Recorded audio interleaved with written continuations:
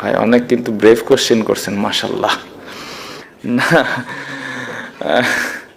আমি যেটা বললাম যে আমি অ্যাজ এ ক্যাপ্টেন হিসেবে সত্যি কথা বলতে যে জিনিসটা দেখি, এটা শুধু সাকিব ভাই বলে বলছি না, আমি যেটা দেখি যে কতটুকু কষ্ট করছে এবং কামব্যাক করার জন্য যা যা করা দরকার সেই কাজগুলো করছে কিনা, টিমের প্রতি ইন্টেনশনটা কীরকম, এই জিনিসগুলো আমি খেয়াল রাখি বা আমি চেষ্টা করি যে ওই প্লেয়ারটা টিমকে দেওয়ার জন্য কতটুকু প্রস্তুত, 100% কিনা। এটা অনেকে ভাবতে পারে হয়তো সাকিব ভাই দেখে আমি বলছি, বাট জিনিসটা এরকম নয়। একটা নাহিদ রানা থেকে শুরু করে মুশফিক ভাই পর্যন্ত সেম জিনিসটাই কিন্তু আমি দেখার চেষ্টা করি।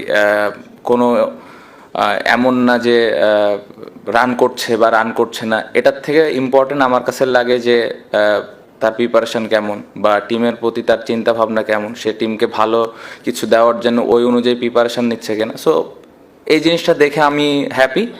টিমে যে 15টা 16টা প্লেয়ার আছে সবার ওই প্রিপারেশন বা কমিটমেন্ট দেখে আমি খুশি।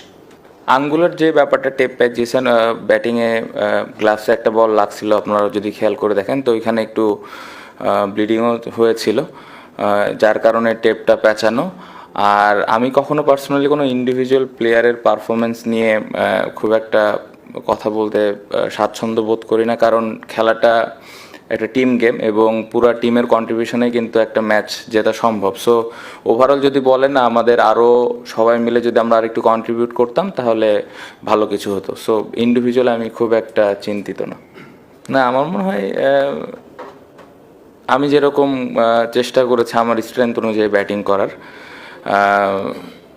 এরিয়াল শট আসলে এটা যার যার ব্যক্তিগত প্ল্যান, এটা নিয়ে আসলে যে ব্যাটিং করছে ও আরও ভালো বলতে পারবে যে ও কি চিন্তা করেছে, বাট আমি আমারটা বলতে পারি যে আমি আমার স্ট্রেংথ অনুযায়ী ব্যাটিং করার চেষ্টা করেছি।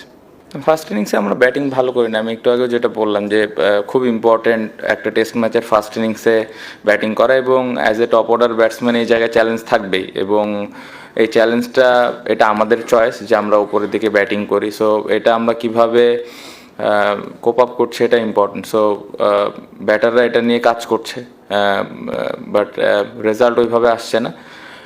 আশা করব যে সামনে আসবে।